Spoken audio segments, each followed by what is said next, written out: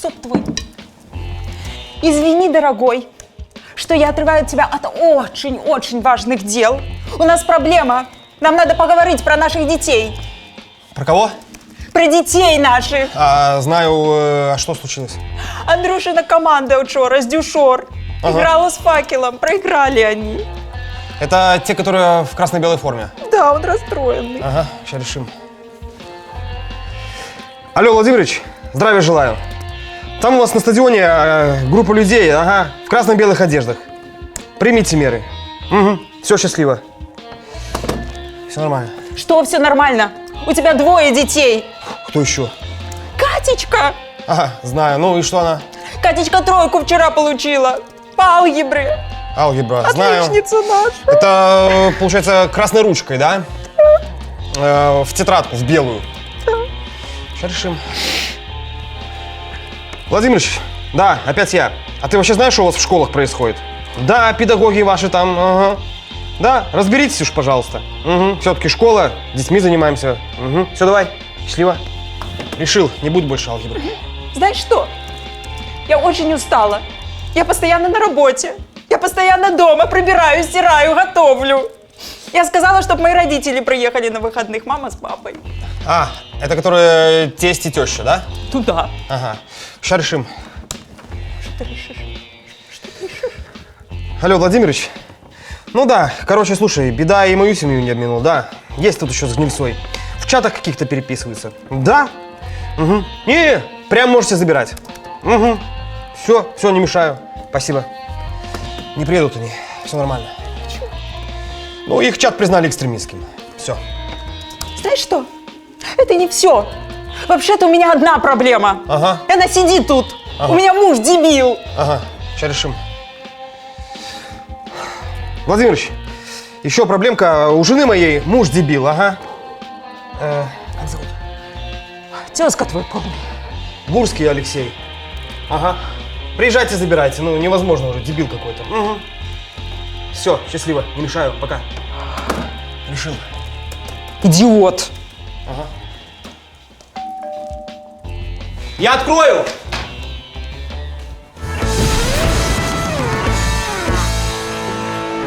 Прывітанне, сябры! У эфіры Хайтак ТВ. С вами Михась, Денис, Катерина. Мы починаем. Предлагаю начать с самого верха, с самых топовых новостей. Высказывание Александра Григорьевича Лукашенко. Мне оно нравится своей детской непосредственностью. Оно звучит примерно так. Беглые, сидящие там за границей, пытаются использовать для того, чтобы в очередной раз дестабилизировать нашу страну. А что они пытаются использовать? А вот дальше, подожди. Должен сказать, что абсолютно не получится.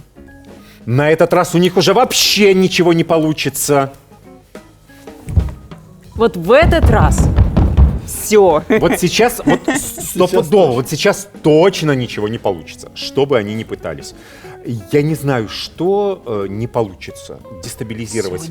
Треба уже нечто поспробовать заработать, потому что у нас нечто уже не отрымалось. Так это он про нас сказал. Да, конечно, кто? Да. Ой-ой-ой-ой-ой. Что конкретно не получится, мы этого не знаем. К сожалению, Александр Григорьевич этого не уточнил. Ну, дестабилизировать обстановку — это такая вот расхожая фраза, которую как-то расшифровать мне до сих пор не удается. Что значит дестабилизировать обстановку? Ну, каждый решает для себя. Раскачать — это еще одно слово, Нагнуть. которое тоже... Нагнуть — это третье слово, которое я не могу как Коллективный лингвист. Запад. Это мое любименькое. Это вот в самое сердечко. Вот коллективный Запад. Это вот коллективный Запад и коллективный Александр Григорьевич. Добрый вечер, уважаемые телезрители. Рад приветствовать вас на шоу «Битва экстрасенсов по-белорусски». И для начала давайте познакомимся с нашими участниками. Потомственная гадалка Алевтина Завулоновна. Специалист по налаживанию семейных отношений и снятию венца безбрачия. С 2007 года живет одна. Сертифицированный и привитый маг Вениамин Вениаминович Вениаминов. Хозяин шашлычный, вегетарианец. Экзотерик, и кандидат конспирологических наук Мелисса Digital AK-юзер Мелисса 2208. Профессиональный генератор случайных слов. Итак, у нас 3 участника, и вот наше первое задание. Перед вами белорусские чиновники. Вы должны угадать, у кого из них есть свое мнение. Подождите, вы нас за идиотов держите? И да даже магия никакая не нужна. У любого из этих людей нету своего мнения. И это правильный ответ. И мы переходим ко второму заданию. Итак, уважаемые участники, второе задание. Перед вами 3 автомобиля Volvo. Вы должны угадать, какой из этих автомобилей участник провластного автопробега. Ну, очевидно, что это автомобиль номер 3. А почему этот? Потому что это мой автомобиль, а я участник автопробега. А кому это не нравится? Тот оголтелая тварь, измагарская мразь. Это правильный ответ. И мы переходим к третьему заданию. Итак, сейчас мы находимся в каком-то загадочном здании. И ваша главная задача — узнать, что это за место.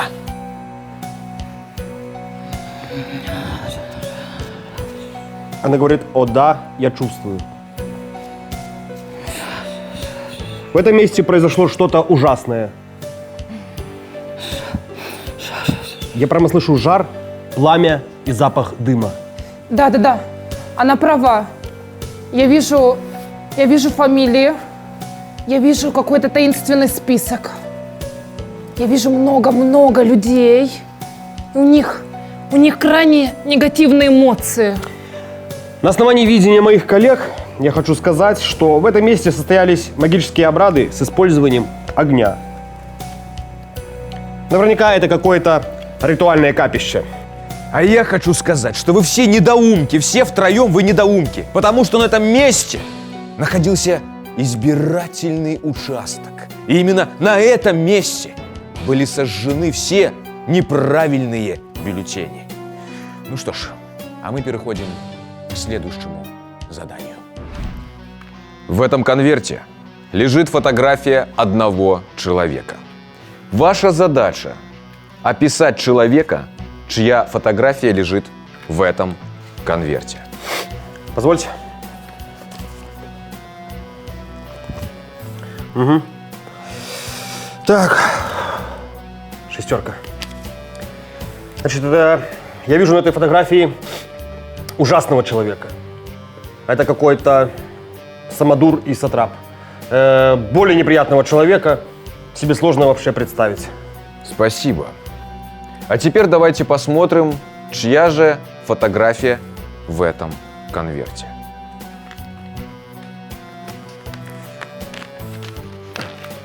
Плотно засел.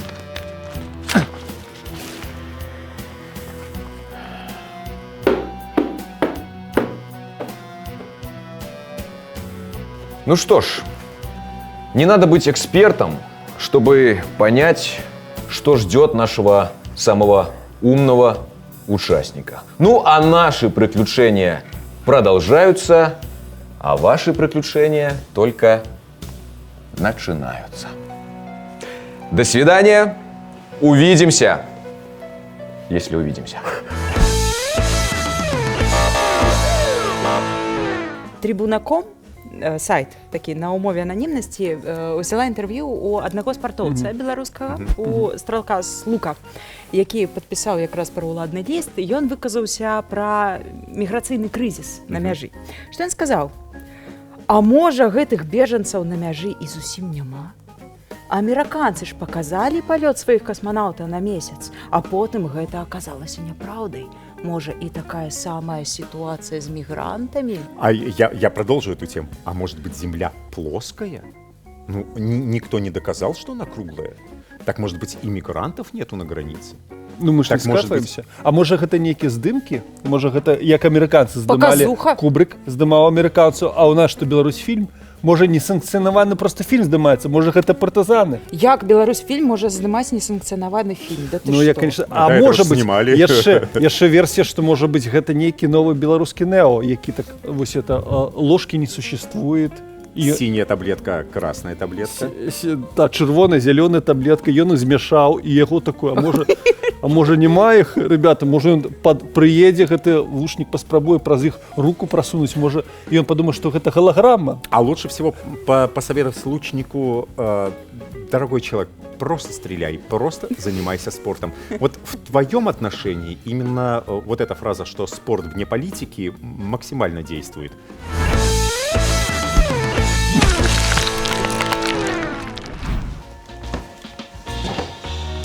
Прости, любимая, ты все должна понять. Ты у меня самая лучшая. Вячеслав Андреевич, вызывали? Я вас слушаю. Это Элеонора Игоревна. Да-да? Тут, значит, такое дело. У нас сейчас обеденное время. Я вот тут подумал, может, мы с вами немножко, так сказать, покуражимся, покуролесим. Может быть, там, ну, поиграемся во что-нибудь. Ну, или там, на крайний случай, поэкспериментируем. Как именно поэкспериментируем, Вячеслав Андреевич? Как именно, как именно? Ну, как именно? Значит так, давайте представим, что, значит, мы с вами на этом селекторном совещании. И вы мне докладываете, что вот план по уборке озимых был провален, ну, как обычно. Вячеслав А я Андреевич. вас буду... 100 раз уже было, неинтересно. Давайте что-нибудь другое. Что-нибудь другое. О, придумал. Давайте, значит, я европейские санкции, а вы белорусская экономика. Ну, значит, я вас буду на... И что? Мочь. В прошлый раз 3-го пакета стало скучно, неинтересно. Давайте еще что-нибудь. Еще что-нибудь? Подумайте. Еще что-нибудь. Так. Давайте поиграем в новую игру. В какую, Вячеслав Андреевич? В какую, в какую? Называйте меня грязными словами. Грязными? Да. Ну, давайте попробуем. Давайте готовы. Прихлебатель конченый, Ай, что? грязный, лживый лизоблюд. Я батька сраный, продажный прикорытник, хапуга, гнида, халуй, прихвостень. Я знаю. Спасибо, Элеонора Игоревна. Могу идти? Идите работайте. Идите. Спасибо. Еще желание отбило.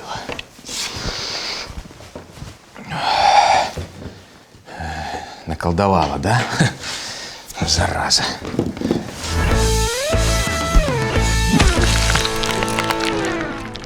Наталья Качанова. Ой. Наталья Качанова.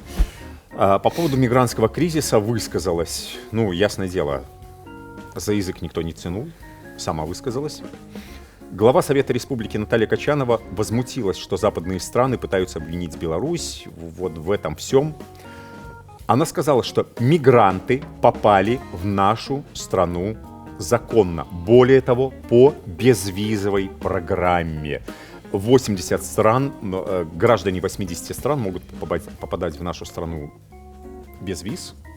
Но только Иран, она не знает. Ирак, Она не Сирия, знает, что да? Афганистан, Ирак и Сирия, ну, они не входят в эту программу. Наталья, не помню ее отчество, Наталья Качанова, это и есть ее отчество, Наталья Качанова. Пожалуйста, прежде чем высказываться с трибуны, с высокой трибуны о таких вещах, ну, почитайте хотя бы закон Республики Беларусь, кто имеет право без виз попадать, кто не имеет права. Глава Госпогранкомитета Беларуси сказал: обстановка на границе контролируемая. Это мне очень напоминает ситуацию, когда я, конечно, в такой ситуации ни разу не был, но когда вот ты такой бухой сидишь, вот такой бухой, и жена тебе такая: ну все, хватит пить. А ты такая: нормально, все нормально, не трогай меня, я знаю. Еще, Шурик, давай еще по одной. И жена такая: я сейчас тебя как По одной, куда ты уже нарезался? Вот, а ты такой, я свою меру знаю, не надо мне, все нормально, я себя контролирую. И вот погранкомитет отыгрывает, мне кажется, вот такую примерно сценку, когда ничего не контролирует, ну нужно же сказать норм, где-то, норм, все. Не, ну ён же кантралюе. Ён кантралюе вырубку лесу, што яшчэ? Он даже это не контролирует. Разразанне Даже это он не дроту. контролирует. Думаешь? Ну, конечно. Ну ладно. А у нас сёння ў гасцях журналістка, блогерка, актывістка, аўтар надзвычайна прыгожых мульцікаў Марыя Грыц. Я бы дадаў яшчэ і уладальніца тытулу «Міс 23-34». Місіс, прабач, калі ласка, як гэта здарылася і калі гэта было ў кастрычніку 2020 года? А, я думала, як это здарылася, так само классная Не, история. об этом мы Поздней. Это не так важно. Короче, вышла я из дома, было доброе надвор'е, а потым один мужчина взял мяне под руки и сказал, няма чаго хлопаць ушамі. Хлопаць. Вушамі, так. Ушамі. Ну, я думаю, что я так Ага. для сябе. Тыя фоткі падчас твайго затрымання, яны былі вельмі эпічныя. Я памятаю, як ты усміхаешся, паказваеш, здаецца, перамогу. А я просто машу, я до таго я у сваёй калегі попросила, кажу, калі мяне будуць затрымліваць, сфоткай мяне, каб я не была тоўстай. Ну, яна мяне сфоткала весёлай. жанчыны. Ну, там уже, да, бака засталіся са мной. А ты, дарэчы, была ў вельмі такой цікавай цішоцы. У цябе была такая прынт, зроблен там жанчына прыўкрасная намалявана, якая трымае гарбуз. Это ж не дарма. Это не дарма. Это вельмі цікавая доўгая гісторыя, як беларускія пратэсты прасякнулі ўвесь свет. Аўтарка гэтай ілюстрацыі, яна, падаецца, жыве ў Петербургу. На жаль, я не памятаю яе імя, я з ёй, уласна, незнаёмая. Яна даведалася пра акцыю у Беларусі, у Мінску, і яе так натхніў гэты жаночы пратэст, вся эта гісторыя, што яна перарабіла свой арт. Там просто была девочка у зелёнай сукенцы з гарбузом у руках, і яна зрабіла дзяўчыну з рудымі валасамі ў беларускім строі і з гарбузом. Калі яна пабачыла вось фотку з майго затрымання, она нават у сваім інстаграме пісала, што мой принт у Беларусі стаў такім вядомым. Наколькі я ведаю, цябе называюць адзінай жанчынай беларускай стэндаперкай. Як так сталося? Як ты дайшла до такога? Это вельмі смешная гісторыя. Насамрэч, я просто аднойчы закрывала свае гештальты і атрымалася так, што я стала адзінай беларускамоўнай, лепшай. Мне вельмі падабаецца сказаць, што я лепшая беларускамоўная стэндаперка, бо адна.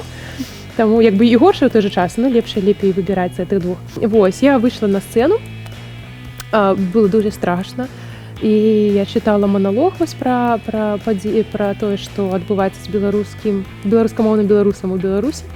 І я не памятаю, як все прайшло. Памятаю, што мне заміналі людзі смехам пару разоў. На стендапе заміналі смехам. Памаўчыце. Ну, я же рэпеціравала дома, і дома мне ніхто не замінаў. Я выйшла тут, якія людзі смяюцца. Вось. Так што, да, я памятаю, як я спускаюся па лесвіцы, там, в этой прыступкі пару штук. Я такая, боже, як мне сесть на стул, было дуже страшно. Вось. І гэта быў адзіны досвед? Ці ёсць планы нейкія? Карацей, ничто не предвещало беды, я просто хотела один раз выступить.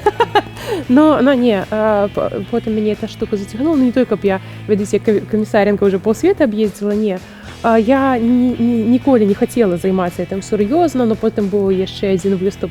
Я купила азбуку, у меня народилось дзіцё, и я подумала, что было бы классно гадаваць яе беларускамоўным чынам, и это была настолько отвратительная азбука, что атрымаўся цэлы монолог стендап, наколькі жестачайшае жыццё чакае дзіцёнка, нават самых першых словаў, першых Што ж там была за азбука? Францішак Богушевіч, там нейкі верш быў. Так, то бок там, ну, спачатку літары ідуць, як ва ўсіх нармальных людзей, а потым мусіць быць нейкія простенькія вершы, там, ну, мама мыла раму, штосьці такое. А там Францішак Богушевіч, ягоныя хмаркі, якія сканчваюцца радкамі, што там вы па свету носіцесь, усяму жыццё носіце, а сабе толькі крыж.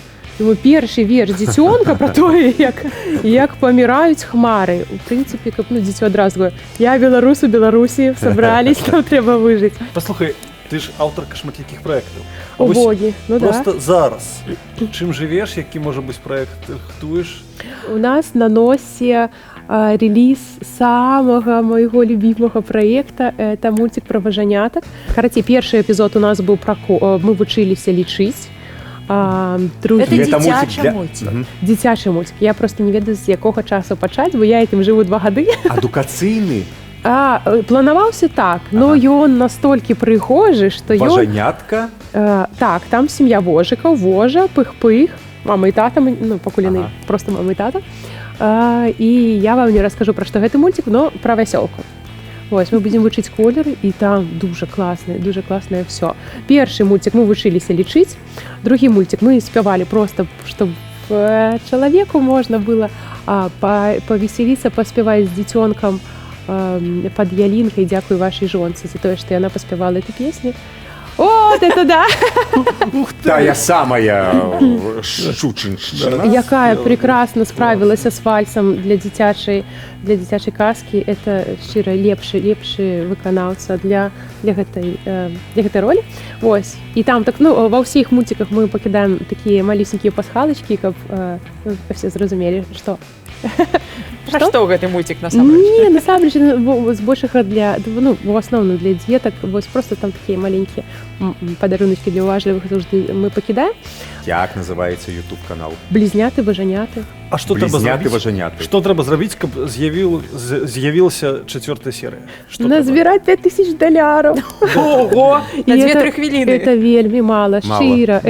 Это копейки. Там, А я скажу, що у нас велика проблема з контентом беларускім для дітей. Гэта, ну, я шукаю, але вельмі мало. Так. Ну, там, не ведаю, што ёсць. Свінка Пепа, але гэта не аўтарская некая беларуская. Дякую Гаворону Бай за то, що вони перекладають хоч Да які і мультики так, на гэта білоруську цудоўна, і мову. гэта Так. просто... Маляваныч. Маляваныч. О, Бейбус. Ну. У нас перший мультик проглядела, подається, більше за 25 тисяч, ну, більше, ніж 25 тисяч проглядів. І я пам'ятаю, що було виступлення Лукашенки, і він набрав менше проглядів, ніж мой мультик. Думаю, это показальник. Вожики Вот що заборонені. треба білоруса.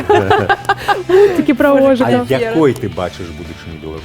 Я бачу свою будучиню вдома, но будучиню Білорусі я не ведаю, это не моего ума справа.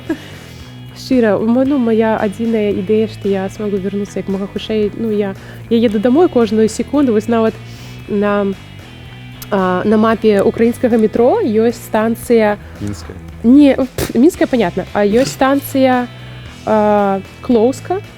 И я, признаюсь вам, я хулиганка. Я написала «ша» напереди и думаю, я еду у Шкловскую. Вот, так что да. А есть, може, які незакритий гештальт, окромя ось Гарбузов. на кшталт стендапу ці що-небудь? Є які-небудь? Ну, реалізовані? на конт стендапу так, ну, принаймні, як мінімум на конт стендапу, просто стендап – це така штука, якою, оказывается, не заткнуть. Тобто, це, як ти ведаєте, у ванной Як настав почав. корок, і туди фігачить все. І ось, коли почалася революція, у мене, ведаєте, ну, у мене матеріали на цілий концерт про нашу революцію, але, на жаль, він такий для людей, які там, ну, були затримані, які там побили трошечку этим санаторії -3 зорки, їм вельми смішно. Ось у нас була вельми класна компанія на Окрестіно, ми так розганяли, так жартували, що ми рогатали настільки моцно, що люди, які сиділи у сусідніх камерах, думали, що нас всю ніч били.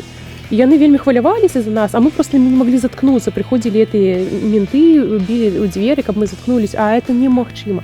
Я, карацей, і да таго, і пасля таго там записывала уже все на свете, але вот людей, які не перажили, яны настолькі моцна спачуваюць, што не могуць з гэтага пасмяяцца. І таму это як бы для супер вузкай аўдыторыі надо быць беларускамоўным, пасідзеўшым жанчынай, хутчэй за ўсё. Дякую вялікі табе за то, што прыйшла до нас у госці.